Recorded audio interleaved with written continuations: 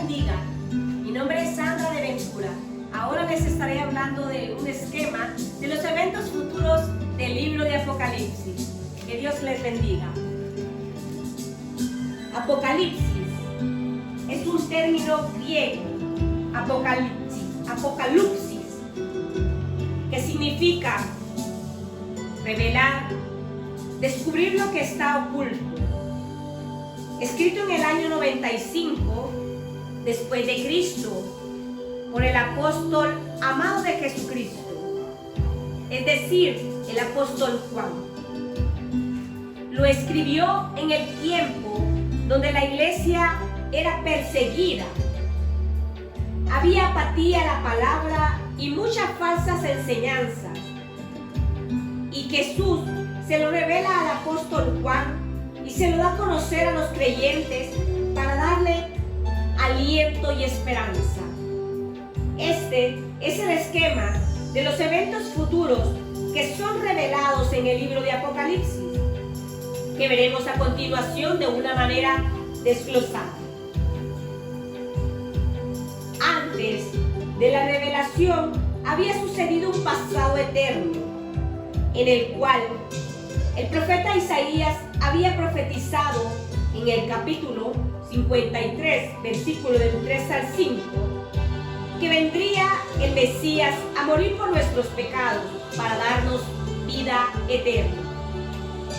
Pero también se cumplió la resurrección de nuestro Señor Jesucristo y es confirmado en el Evangelio de San Marcos, capítulo 16, versículo 6, cuando un ángel les dijo que Jesús el Nazareno había resucitado y que no lo buscasen más en la tumba.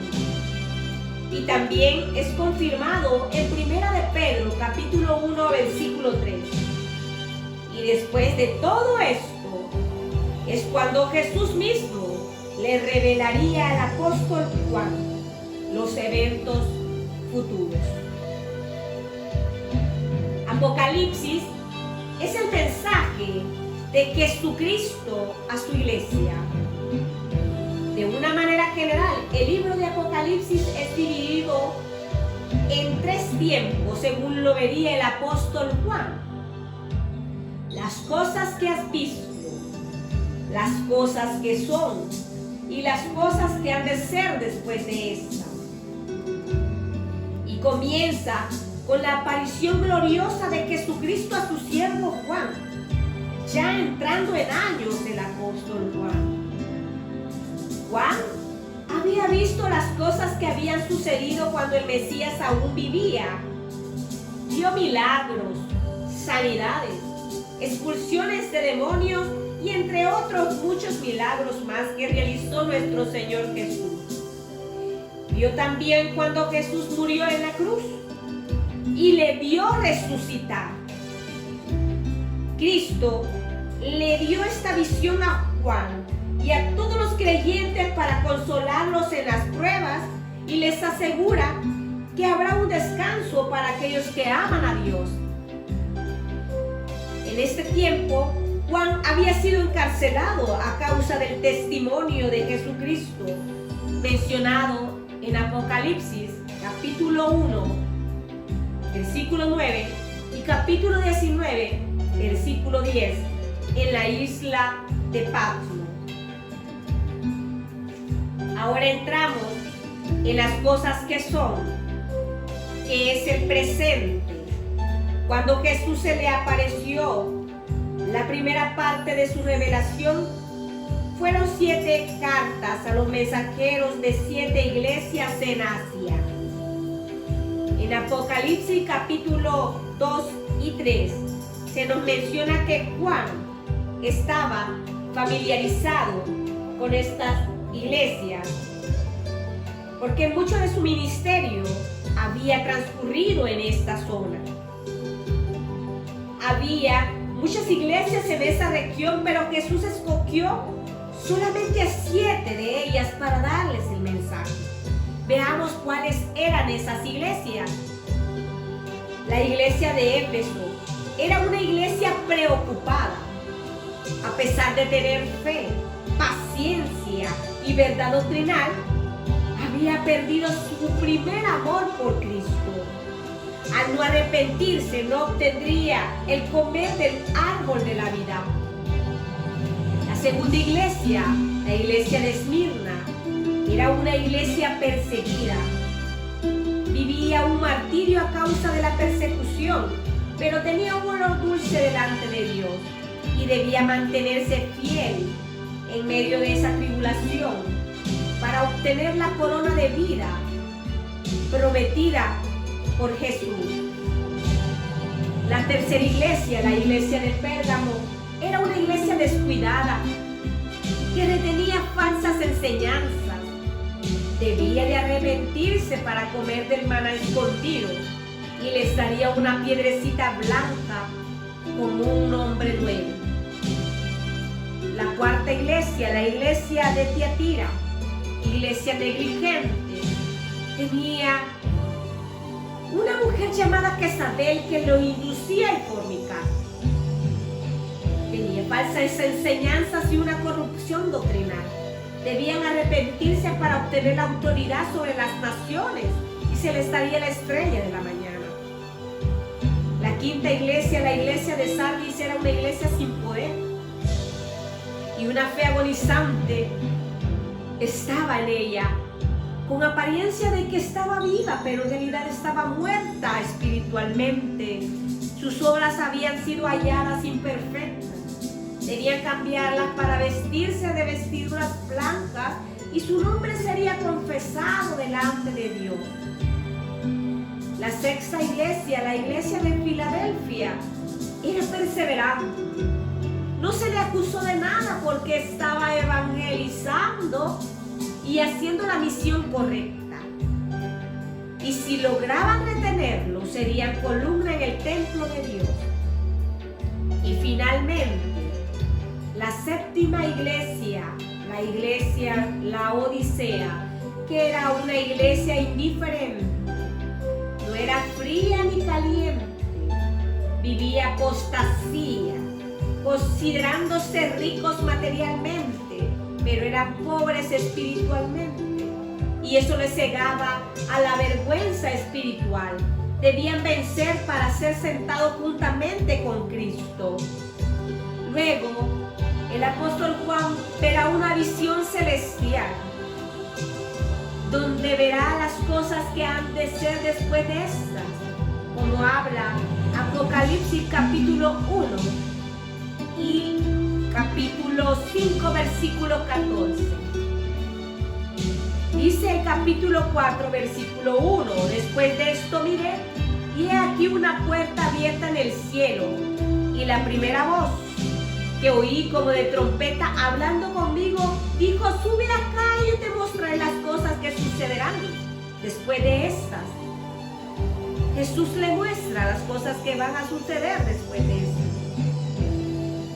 En Primera de Tesalonicenses capítulo 4 versículo del 16 al 17: porque el Señor mismo con voz de mando, con voz de arcángel y con trompeta de Dios descenderá del cielo, y los muertos en Cristo resucitarán primero. Luego nosotros, los que vivimos, los que hayamos quedado, seremos arrebatados juntamente con ellos en las nubes para recibir al Señor en el aire. Y así estaremos siempre con el Señor.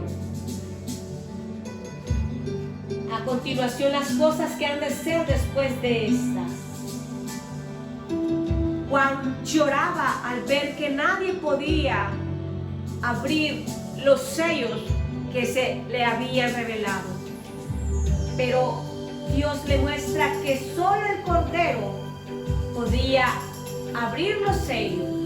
El Cordero es nuestro Señor Jesucristo. Al abrir el primer sello, se muestra un caballo blanco representando el poder para vencer. Al abrirse el segundo sello, se muestra el caballo bermejo representando la guerra y derramamiento de sangre. Se abrió el tercer sello y un caballo negro representa el hambre. Se abre el cuarto sello y un caballo amarillo representando la peste y la muerte. abrió el quinto sello y las almas bajo el altar representando a los mártires. En el sexto sello se abre y hay un gran terremoto. Luego, entre el sexto y séptimo sello, hay un intervalo de los 144,000 sellados. ¿Quiénes son esos sellados que habla Apocalipsis capítulo 7, versículo del 1 al 8? Se abre y son los 12,000 judíos de cada región de las 12 tribus de Israel. Luego, las 7 trompetas que tenía cada ángel que le estaba revelando el apóstol, que le estaba revelando Jesucristo al apóstol Juan. Se toca la primera trompeta y sobre la tierra cae granizo, fuego y sangre. Luego tocó la segunda trompeta el ángel y cae una montaña ardiendo en el mar, matando una parte de los seres vivos que estaban en el mar. Luego se toca la tercera trompeta y cae una estrella ardiendo también y deja de aquenco, llena de aquenco ese lugar, de aguas amargas en ese lugar. El cuarto es tocado y sale el sol que es herido. Queda la tierra en tinieblas. El quinto ángel toca la trompeta y una plaga de langosta representa el primer ay. Un ángel gritando a gran voz dijo: ay, ay, ay de los que moran en la tierra. Una estrella cae y se le da la llave del abismo. Salen muchas langostas y tienen autoridad de dañar a los humanos menos a la vegetación. Luego el sexto ángel toca la trompeta y una plaga de jinetes. Sorprendente ejército de 200 millones que llegan cabalgando, que atemorizan a la humanidad produciendo el segundo ay. Se produce un intervalo de librito donde este contiene el dulce, el mensaje maravilloso y plan de Dios para la humanidad, que está en el capítulo 10, versículo del 1 al 11 de Apocalipsis. En el séptimo se toca la séptima trompeta y se da alegría en los cielos porque Cristo reina. Aleluya. Luego, en el capítulo 12, versículo 1 al capítulo 13, versículo 18, se hablará de las 7 figuras claves que salen en el libro de Apocalipsis. Primero es una mujer vestida de sol representando al pueblo de Israel. Luego, el segundo figura clave es un dragón que es Satanás, que es el tercer ay. Satanás. Luego en el tercero es un hijo varón que representa a nuestro Señor Jesús. En el cuarto figura hay un arcángel, el arcángel Miguel, que es enviado por Dios para defender a la nación. La figura quinta es un remanente que es el Israel salvo. La sexta figura, el anticristo, la bestia que sube del mar. La séptima figura, un falso profeta, la bestia que sube de la tierra. Después de las figuras claves hay un intervalo de 3 ángeles mensajeros que hablan en el capítulo 14, versículo del 1 al primer ángel anuncia diciendo que teman a Dios y que deben de adorar. El segundo ángel anuncia que ha caído la gran Babilonia, la gran ciudad ha sido destruida. En el tercer mensaje, un mensajero que nos anuncia que se debe de adorar solamente a Dios y deben de dejar de adorar a la bestia y no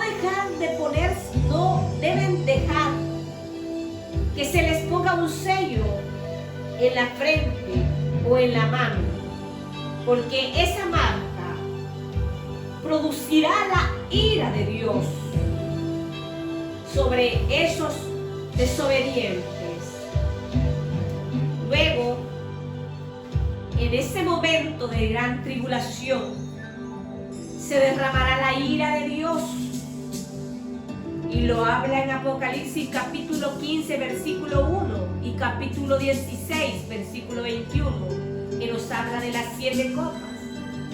La primera copa se derrama y produce úlceras en los humanos. Luego se derrama la segunda copa y hay un mar que es cubierto de sangres, convertido completamente en sangre. Luego se derrama la tercera copa y los ríos de igual manera se convierten en sangre. En el cuarto, la copa se derrama y hay un gran calor. Produce quemaduras en las personas, pero las personas, en vez de arrepentirse, blasfeman contra Dios. Luego se derrama el quinto y se producen las tinieblas en la tierra. Luego la sexta es derramada y el río Éufrates se seca por completo. Se derrama el séptimo y granizos enormes cae sobre la tierra, destruyendo a mucha parte de la humanidad, de la creación de Dios. Es destruida esa parte. Luego se habla en el capítulo 17 y capítulo 18 de las 7 condenaciones de Babilonia. Babilonia será destruida en una hora. Será desprovista de la vida humana. Quemada fue. La gente tendrá temor de entrar en esa ciudad al ver la desolación producida por Dios. Después de que se creían de la gran vanidad, del orgullo, de las construcciones de ese lugar, ahora son convertidas en nada. Sus riquezas son nada ahora. Son destruidos por completo. En el sexto es derribada con ímpetu y violencia. En el séptimo desprovista de toda su función. Babilonia ha sido destruida. Luego viene lo que es el regreso de Cristo, cuando es llevado a la boda del Cordero, todos esos creyentes fieles, aquellos obedientes a su palabra, y en ese lugar son galardonados. En el tribunal de Cristo, ahí serán galardonados por todo lo que sufrieron a causa de Jesús. Será alegría y habrá mucho gozo en ese lugar, en ese momento precioso para los cristianos, para los creyentes de Cristo. Habrá el regreso de Cristo. Luego, después de la boda del Cordero, está el regreso de Cristo con la iglesia y sus ángeles para pelear en la batalla del Armagedón. Ahí será vencido. El enemigo será atado en ese momento por 1000 años. será llevado al abismo, guardado por 1000 años en el abismo, para poder luego reinar nuestro Señor Jesucristo con los ángeles. Luego en los 1000 años, los santos de la tribulación también reinarán. Israel gobierna las naciones. Luego de pasar los 1000 años de gozo y alegría por haber sido fiel a la palabra de Dios, por hacer y obedecer lo que Cristo dijo, después reinarán juntamente con Cristo. Pero después de ese milenio, Satanás será desatado y engañará a muchas de las naciones que están en estos 4 puntos. Engañará y irá a pelear en la batalla de Gog y Magog, pero será instantáneo cuando nuestro Señor Jesús vencerá al enemigo y lo lanzará al fuego que arde con azufre. Ese momento también será un intervalo del juicio del gran trono blanco, donde los que no han sido hallados en el libro de la vida también serán lanzados al lago de fuego. En ese lago de fuego que arderá con azufre, y también será un lugar de tormento por la eternidad. Hablado en Apocalipsis capítulo 20, versículo del 10 al 15, que su destino es para Satanás, el falso profeta, el anticristo, pero lamentablemente también para todo aquel que no esté en el libro de la vida, que habla Apocalipsis capítulo 20 al 15. Ahí será el llorar y el crujir de dientes. El alma ya no podrá tener una oportunidad. La oportunidad es en vida. Cuando Cristo llama en vida a las personas, y si les son fieles hasta que mueran en su primera muerte física, van a obtener esa bendición de no morir en ese momento. También el lago de fuego es para la muerte y el Hades, que habla en Apocalipsis capítulo 20, versículo 14. Es importante reconocer que Jesucristo reina y reinará por la eternidad, y su propósito es que nadie muera ni perezca en este momento en el lago de fuego. Solo ese lago de fuego era destino solo para Satanás y para sus ángeles. Hay tiempo de reconocer y de actuar con diligencia para poder alcanzar las bendiciones que Dios nos tiene a nosotros. Después de esto, cuando ya todo ha terminado y el juicio se ha producido, para aquel que ha sido fiel, habrá 7 cosas mencionadas en el capítulo 21 y 22 de Apocalipsis, que irá a un nuevo cielo, una nueva tierra, una nueva Jerusalén, un nuevo orden universal, un nuevo templo, una nueva luz, un nuevo paraíso. En resumen, tendremos una vida eterna con Cristo, una vida eterna en ese lugar que es preparado para aquel creyente fiel y para aquel que se permanezca fiel hasta la muerte, para obtener la corona de vida. También llegamos al punto final que nos habla en Apocalipsis, capítulo 22, versículo del 6 al 21, cuando habla: el que da testimonio de estas cosas dice: ciertamente vengo en breve. Amén, sea así. Ven, Señor Jesús. En Apocalipsis capítulo 22, versículo 20.